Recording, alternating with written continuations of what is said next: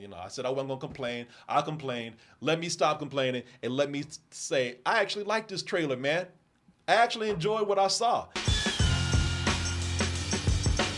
Hey everyone, Double Toasted Live is going on a small tour doing comedy shows in Atlanta, Santa Monica, and Seattle. Get your tickets by going to dtmerch.com, x1entertainment.com/Double Toasted, or go to doubletoasted.com and get your tickets today. Hey, Mandy and the kid are back again, and this time they're on the big screen, which is good because everybody's canceling their Disney Plus subscriptions out there.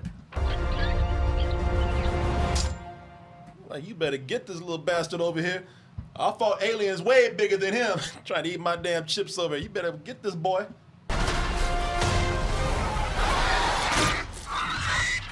Good shot, baby. So, I do love that scene with Sigourney Weaver right there. Because you know Grogu cussed her ass out. Fuck you, man. You know he cussing her out, man. I was like, boy, what you say? Better get this little bastard over here. Hey, look, I know what y'all saying right now. Speaking of bastards, Corey, here you go again. It's Star Wars, so you must be here to complain. Because that's all you do. That's all you do is complain about Star Wars.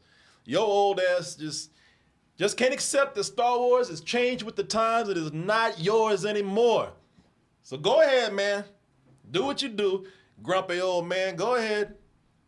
Yell at those star clouds up there. Hey, listen. I'm not here to complain. I told you, I'm done complaining. Gave that up a long time ago. For one, it don't do any good. But two, I got tired of even hearing my own self complain. So I'm not here to complain, y'all. I might criticize a little bit, just a smidgen. But I'm not here to complain. In fact, I actually have some positive things to say about this. Of course, this is the Mandalorian and Grogu, the motion picture. And I emphasize motion picture right here because, as we all know, the Mandalorian started out as a TV show on Disney Plus, and I was into it for a little while. I didn't like the last season too much, but so. Like I said, listen, I do have some positive things to say, believe it or not, and I will get to those. But let me bring up some concerns, if you don't mind. Nothing major. I'm not here to get mad or anything. I'm not crying over this. I just have some things that I want to say. So I think the most obvious, and I think some people are saying this too, and I think it's a fair assessment here and a fair question. So one of the things that was so impressive about The Mandalorian and just kind of streaming these days, all streaming these days, anything from Disney Plus to Netflix to Hulu and what have you. The thing with a lot of TV today is that it's looking so good that when a show goes to the big screen, it doesn't really feel like an event anymore. It doesn't feel like they really, amped up a whole lot because it looks so good on the small screen. If you got a big ass TV at home, I mean, you got your own little cinema right there. So when these shows go to the big screen, my concern is, is this feeling more like an episode of the show, and a shorter episode? It's like a standout episode that's on the big screen right now. And by the way, that would probably be more of a compliment to the show itself because, okay, so, with The Mandalorian, there's some things that you could debate how they look on the show. I mean, Grogu still looks like a puppet. I mean, even in the dark, looks like somebody's moving there with strings or their hand or something right there. But hey, that is why he's so cute. That is why people love him. That's why they sell so many toys, because the damn thing looks like a toy on the screen right there. So I get it. But on the positive side of things, the show's locations, man, the show's the world building in the show, the space fights in the show, man, they've been so good that, how much of this is going to feel as, again, like an episode of the show that's just on the big screen right there. That's the only thing I'm probably really concerned about. Now, on a positive note, this does look like they did amp up some of the effects. They did some things, keeping in mind that this is on the big screen right here. And, I'm looking at some of the effects. I don't know, man. I've got to go back and watch the show, but it looks like they've done just a little bit more. Maybe they're better effects. Maybe they put in more effects in there. I don't know, but it looks like they've done just a little bit more in certain places. And one shot in particular, I'm gonna talk about a little bit later. No, how much they're gonna do that for the movie, I don't know. How many scenes we're gonna get like this, where it feels like the effects are kind of done for the movie and done for the big screen and done for IMAX. I'm not sure. That's just a concern of mine. But like I said, man, again, that's more of a compliment for streaming and especially these Star Wars shows, because they look great anyway. So, when you have that question right there, how many people are going to be like, well, you know what? I mean, it looks just as good as home as it does on the big screen, so why should my ass get up and go see this? That's the only concern. Well, for one reason, you canceled your Disney Plus, so you're probably going to have to go see it on the big screen anyway. I mean, unless you want to, be a bitch and back up and get Disney Plus again. No, I'm kidding. Some people are going to get it back again. But, this right here, I do think that they do have enough fans out there where they would like to see what this bigger and grander adventure is going to be on the screen right there. I tell you, though, my biggest worry is something that I have complained about with most of Star Wars lately, and also with The Mandalorian. But so besides Grogu being Yoda, just being Baby Yoda, and that's all he is, man. Like, he's wearing a similar robe. He's he looks like Yoda, man. It looks like a baby Yoda, and they know that because they want you to think about Yoda when you're watching this. The show had Jawas and all this kind of stuff. So I mean, there's Star Wars stuff in there. But season 1 of The Mandalorian, it started out as a nice adventure show that stood on its own. And then as it started to hit its stride, as it started to actually feel like it was its own thing, that's when they decided to bring in that, what I'm about to say. That's when they brought in, what I'm about to say so much, you might as well just go ahead and say it with me. Come on, y'all.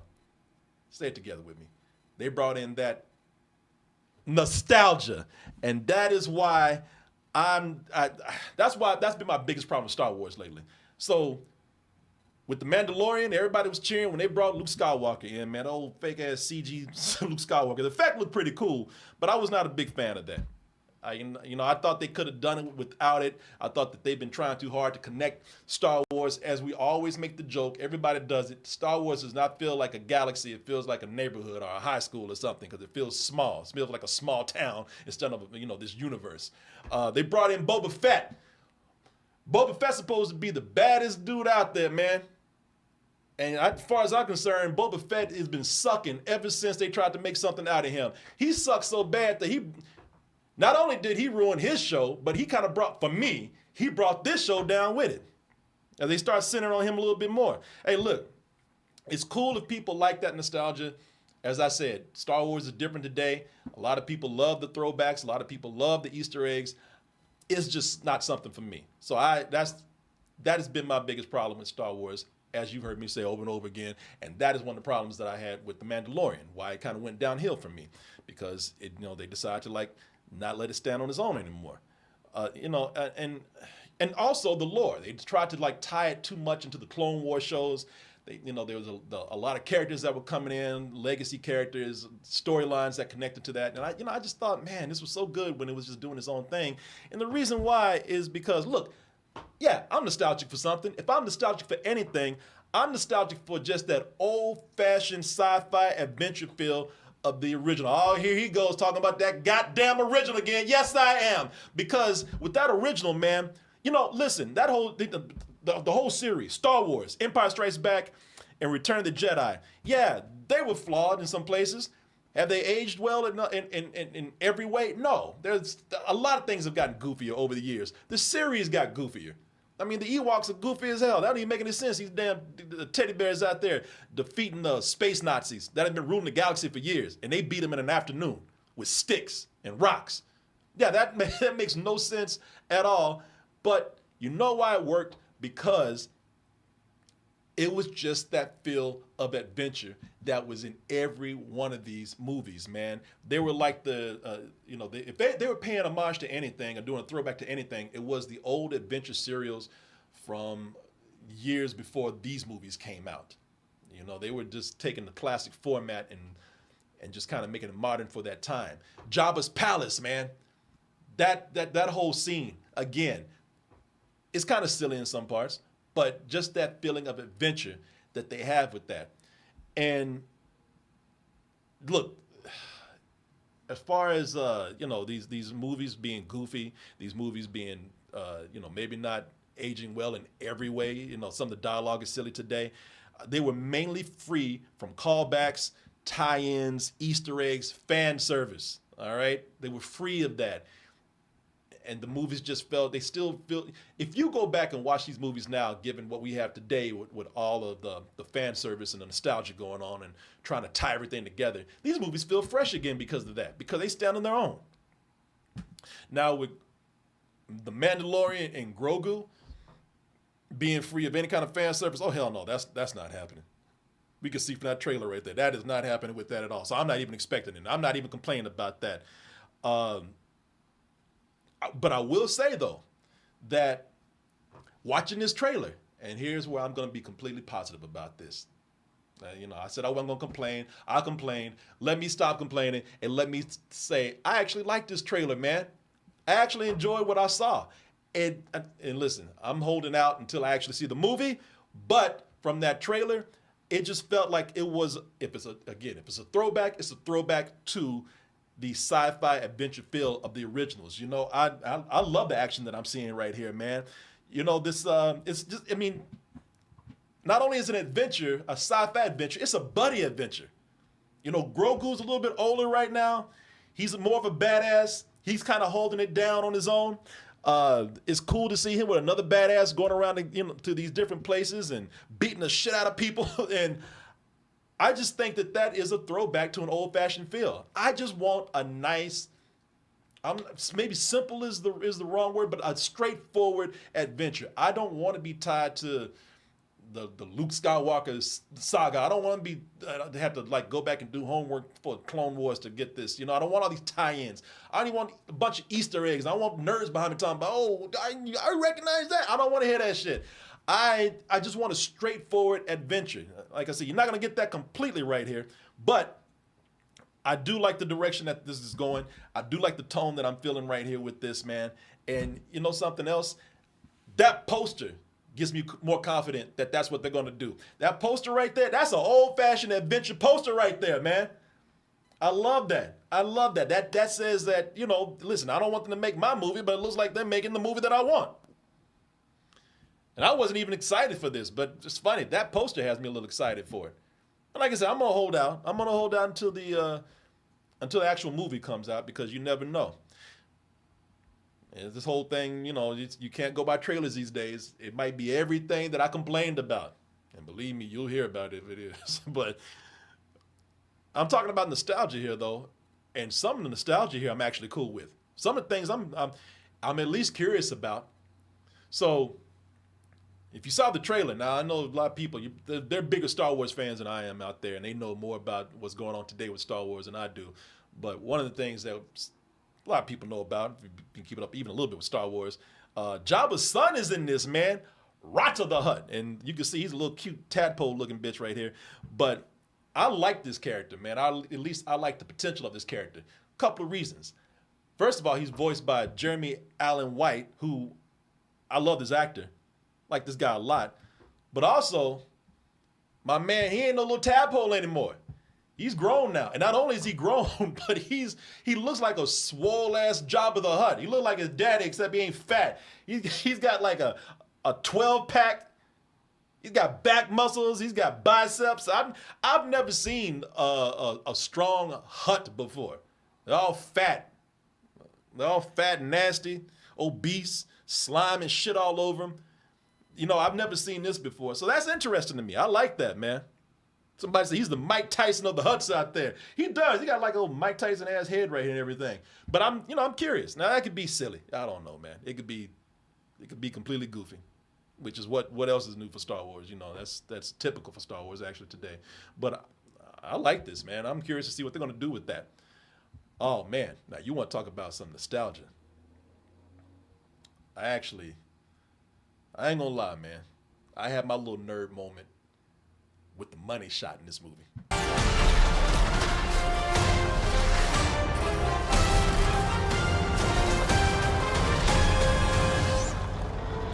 Hell yeah, man, the AT-ATs. And I love that. Now, I'm not gonna lie, I just got a tingle from looking at that right there. That's my nostalgia right there. I'm trying to talk about childhood nostalgia, and I'm a sucker for it too. You get me the right way, man. The AT-ATs, I'll tell you why I like this, why I'm a sucker for that, man. Because not only did they premiere in my favorite Star Wars movie, The Empire Strikes Back. Now, unless I'm wrong, that's the first place that we actually saw them.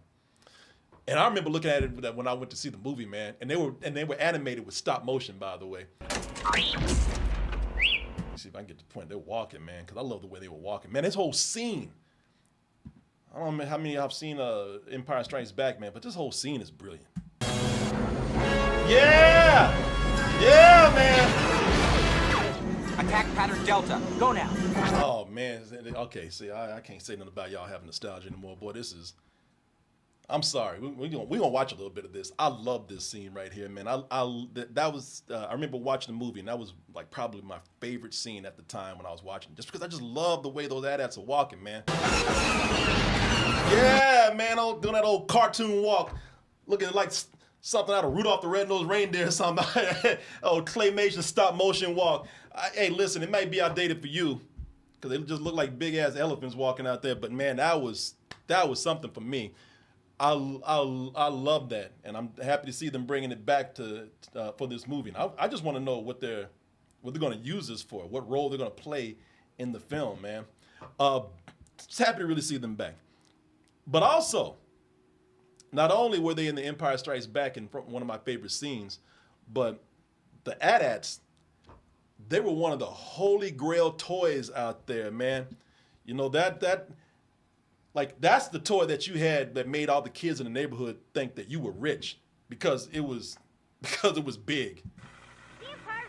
It's new AT-AT, the all-terrain armored transport from Kenner. Batteries not included, action figures each sold separately. You can make AT-AT walk. Its legs are big enough to crush obstacles. You can move AT-AT's head and pretend to scan for rebels. Fun, they move just as slow as the ones in the movie, but man, watching it on the big screen, that was amazing. And man, if you had that toy, because it was either the AT-AT or the Millennium Falcon. So if you had that as a kid, yeah, the kids in the neighborhood thought, man, you got money. And if you had both, boy, you were the shit. You were running the neighborhood. Kids were at your house every day trying to play with your toys, man, because you had all this, the expensive stuff. Somebody said, did you have AT-AT Lego? Nah, man. Nah, I didn't. Man, I got so much stuff in my house that oh man, I hate to say this, I talk about nerds all the time. I'm always roasting nerds, I don't talk about that nerd shit. I'm always putting Martin down for talking about nerd shit. But I got a Castle Grayskull back here, and you know something? I'm 54 years old, man, and I'm kind of shaming myself, but goddamn, I want a Millennium Falcon so bad, and you damn right I want one of these AT-ATs right here. There's a cockpit for Imperial Commander, an AT-AT driver, and laser machine gun. That's me right there, playing with that little white boy. I'm not lying. My grown ass wants one. I want one of those so bad. I'll take the Lego one, but I want the original. I hate to say this, talking to me, a grown ass man talking about wanting toys, but yeah, I want one so bad. I'm not gonna lie to you. I just don't have any place to put these anymore. And, now that I'm single too, I don't want some, woman coming to the house and seeing a room looking like it belongs to a 13-year-old or something. But yeah, man, that's my nostalgia right there, baby. Yeah. So I'm not above it. I'm not above it at all, man. I'm right there with you on certain things. In other words, I'm full of shit. Yeah, baby. That right there. That's what made they knew what they were doing. That's what made me want to see the movie right there. Before I was like, this looks cool. I saw this. Oh fuck yeah, I'm seeing this. Yeah, man. So yeah, I'm a hypocrite. What do you want me to say? So movie's gonna suck. No, it looks like it could be fun, man. It looks like it's gonna be a lot of fun. That's all I'm expecting, man. I'm not even expecting this to be great. Now, if it is, that's awesome, man. But I just think that this is going to be adventurous and fun, and I think I'm going to have a good time. And I just hope I don't have to deal with a lot of extra stuff. Again, the fan service and all that kind of stuff that went with Star Wars. I'm trying to connect to all these other things too hard because that's what sells Star Wars. I don't hope we don't have to do that. And somebody said, man, you've got to mention the alien from the holographic chess game.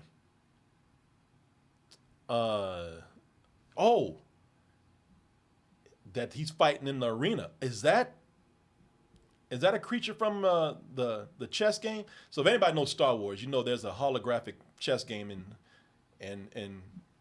inside of Han Solo's Millennium Falcon. You know, they just chess, but they bring up the holograms and they fight each other instead of you having to move them around. Let me see here. I did not know that. I guess you're talking about not these, but these creatures right here. Oh, man, that is. You know, and back then they were stop motion animated too. So it's kind of cool to see them have some updated effects right here. Yeah, man. Thanks, Ryan. Ryan Hamilton sent me that. Look at you fucking nerd. No, thank you, man. That's cool. That is actually really cool, man. Hey, look. Like I said, I think it's gonna be a good time, and that's all I'm looking for. Also, if nothing else, bitch, give me my Doritos. Sigourney Weaver's hanging out with aliens again, and I love her. I love her, man. Not much said about what she's doing in this movie, what her role is, but again, we'll find out when we see the film. Don't need to find out everything in the trailer. And yeah, man, where I was not looking for this before too much, it was not high on my list. I don't even know if I can say it's high on my list right now, but definitely looking forward to this more than I was before. May 2026. And Jon Favreau is directing it. And Jon Favreau is a great director, man. He did great with Iron Man. He did great with the Jungle Book, and you know he's done some things that might have been just okay. But yeah, he's a director I have faith in. So yeah, Jon Favreau is directing this, and I'm really looking forward to it because of him too. So May 2026. Let's see what happens. We'll find out if it can live up to the potential of this trailer. And I'm sure we probably might have some more trailers coming out after that. All right, everybody, that's it.